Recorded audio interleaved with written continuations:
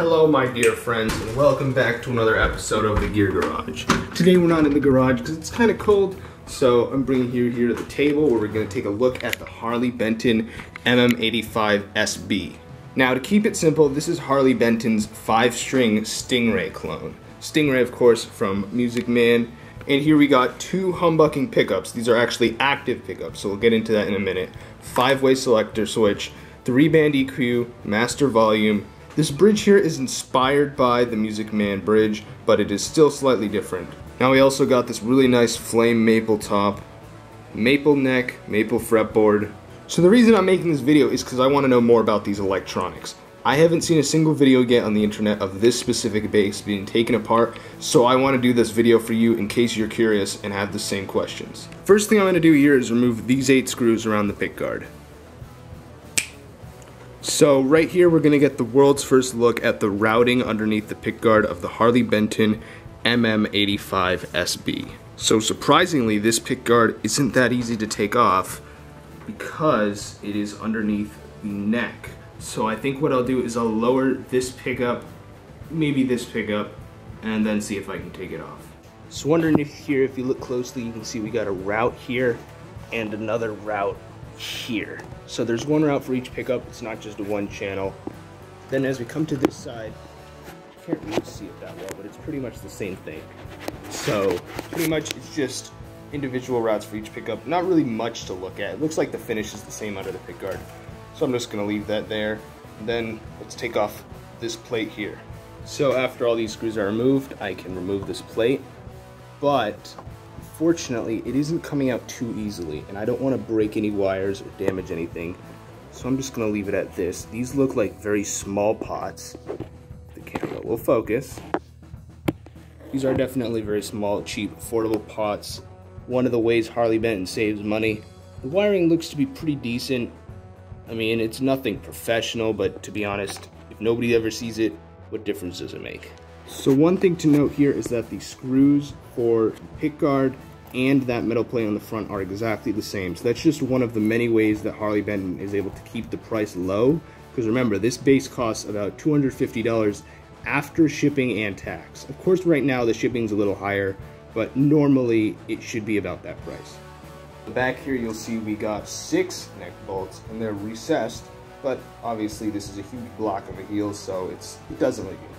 You can see here we got our battery compartment because these are active pickups, and only 4 screws that I have to take off for this back plate. Interesting here, 3 of the screws on the back were long and this one here was shorter. I have no idea why that is, and honestly I don't remember where the shorter one goes, so I hope I didn't mess something up. If anything, they probably just made a mistake in the factory. It's probably no big deal. They're probably all supposed to be long like that, but that's just kind of confusing. Okay, so not gonna lie, this back cover was a lot harder to remove than I thought it was, but the inside is actually kind of surprising. So I was expecting to see some sort of like PCB system or some circuit board, so these are active electronics.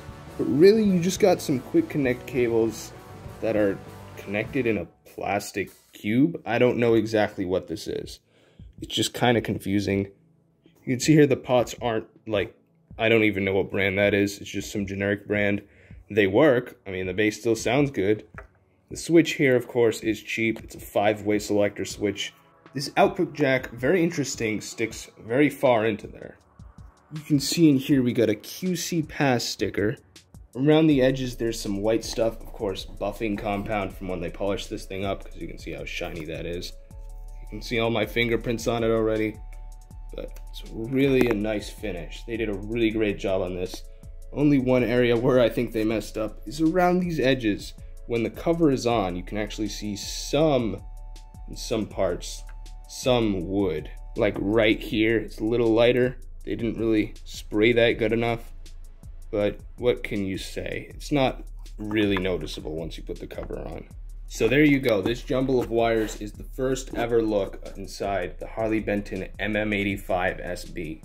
I don't think anyone's ever done this before. Maybe I'm going to be the last one to ever do it because just nobody cares.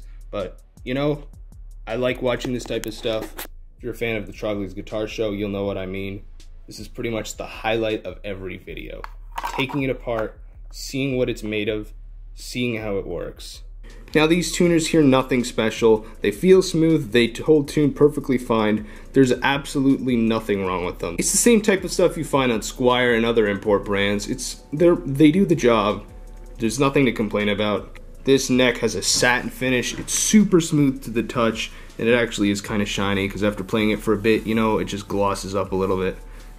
Your hand will never stick to this, and honestly, I think they did a really great job because sometimes with satin necks or matte necks, you'll feel like a roughness, but you know, it works. They did a good job on this finish. As for the neck profile, it's very thick, very wide. I mean, this is a 5-string bass, so you got a lot of string tension. I have no idea what type of truss rod they use, but I'm assuming it's nothing special, so that extra wood probably does help a bit with holding the neck in the right shape. Personally, for me, I think the neck could be a little bit thinner, but you know, everyone's preferences are different. This heel up here is a huge mess. Of course, this bass does have 24 frets. You can't actually really get up there. If you try, you probably could, but they're not really usable. Because you know, with the heel right here, your hand's gonna be bumping into that very sharp. So this is the farthest I can reach. My pinky can reach it, but you know, you can't really reach those highest frets. This heel just gets in the way. Now, I'm not really much of a slap player, but you can see this gap between the neck pickup and the 24th fret. So if you are someone who likes to slap, this really gets in the way. It kind of sucks. You got to deal with it. But honestly, this pickup sounds really good. So for fingerstyle, other types of stuff like that, I love it. So if you enjoyed this video, please make sure to like and subscribe. It really helps out the channel, and it'll probably help out you.